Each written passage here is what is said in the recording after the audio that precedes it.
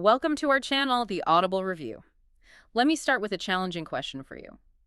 If you lost your job, your main income, tomorrow, how long could you actually survive on what you have saved right now? That's a sobering thought, isn't it? It really is. And it leads us right into today's deep dive. We're looking at J.L. Collins's The Simple Path to Wealth. This book started as letters to his daughter, basically a straightforward map to getting your finances sorted, without all the usual jargon. Right. And our mission here isn't just to summarize. We want to really pull out the core philosophy. Collins offers this, radically simple path, deliberately pushing against all the complexity you usually hear about. Yeah, the complexity often just seems designed to make you feel like you need expensive help. His basic formula, though, it's almost shockingly simple. It is spend less than you make, invest the difference, avoid debt like the plague. And let compound interest do its thing. But let's start with something people maybe don't focus on enough, the spending side. Yes. Collins really hammers this home. Your savings rate. That's the most powerful tool you have. Not fancy investment initially anyway. It's how much you don't spend. He frames it almost like, well, saving a high percentage, say 50% or more if you can swing it, isn't about being miserable. It's about buying back your time, right? Cutting down the years you have to work. Exactly. It's valuing your future freedom over, stuff you could buy today. Frugality as empowerment, not deprivation. Okay, so master the spending, save aggressively. Then what's the big drag we need to tackle? Debt. Lesson 1, loud and clear. Debt is the enemy. He doesn't mince words there. Credit cards, car loans, even mortgages if they're too big. He sees them as wealth killers. Absolutely. Yeah. He views debt as this, psychological chain. It costs you money, obviously, in interest. But worse, it steals your options. It forces your hand. Makes you stay in jobs you hate, maybe. For sure. Or make other decisions out of desperation. So, getting rid of high-interest debt first, that's step 1 for him. Yeah. It gives you breathing room, clears the deck. Okay, debt's cleared. Debt gone or managed. Where does the saved money go? This is where he really simplifies investing. Index funds are your best friend. Right. Forget the gurus, forget trying to pick the next hot stock. He argues that's mostly noise, maybe even a bit of a scam to generate fees. So what's the alternative? His recommendation is often very specific. A single, super broad, very low-cost index fund.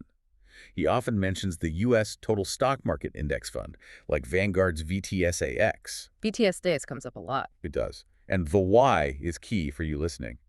It basically owns a tiny piece of almost every public company. So you get the market's average return automatically. Right. And crucially, the fees are minuscule, so they don't eat away your gains over, decades. He thinks trying to beat the market is just generally a losing game for most people. Yeah, even for the pros, consistently beating it is incredibly hard. So why try? Just own the market, keep costs low. Simple. This simplicity connects to something else he's famous for, the idea of FU money. Ah, yes. Classic Collins. What exactly is that? It's not full retirement, is it? No, not at all. It's more like a safety cushion.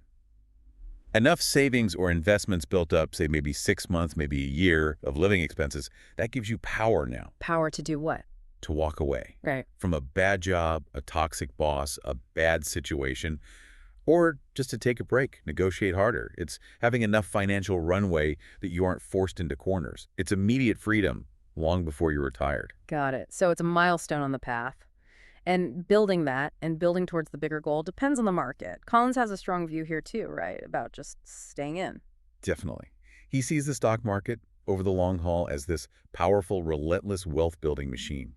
Your job, it's boring. Stay invested. Keep buying regularly through ups and downs. Even when it crashes, that's the hard part. Especially then, he'd argue. Don't panic sell. History shows the market always recovers, eventually. Trying to time the dips and peaks usually does more harm than good. Patience and consistency. So pulling this all together, the bigger picture Collins paints isn't really about getting rich to buy yachts. No, not primarily. It reframes wealth as freedom. That's the ultimate goal. Freedom from worry, freedom to design your life, freedom from making decisions based purely on financial need. And the key insight, the thread through it all, is that simplicity wins. For most people, yes. Simple strategy, consistently applied, beats complex and clever over the long term. That's the core message. Okay, let's add a bit of balance here. A quick critique. While the principles spend less, avoid debt, invest simply are pretty universal. Right. The specific fund he often mentions, VTSX, is U.S. focused. If you're listening outside the U.S., you need to find your own country's equivalent a low-cost, broad market index fund. Good point. And maybe for someone who's already a very sophisticated investor, the book might feel, well, basic. It is basic, intentionally so. That's the whole point. Its strength is its clarity and simplicity, making financial independence seem achievable for anyone. So, the main takeaway for you listening, building wealth doesn't have to be this complicated, scary thing. It's about setting up a simple system, sticking to it for years, decades even. That brings peace of mind. That's it. A reliable system working quietly in the background. Which leaves us with a final thought to chew on. Maybe financial independence isn't really about finding the next Amazon stock. Maybe it's just about having the freedom, the actual freedom, to live your life completely on your own terms. Something to think about, definitely. We hope this deep dive has given you some valuable perspective on that simple path. Do like, share, and subscribe to our channel.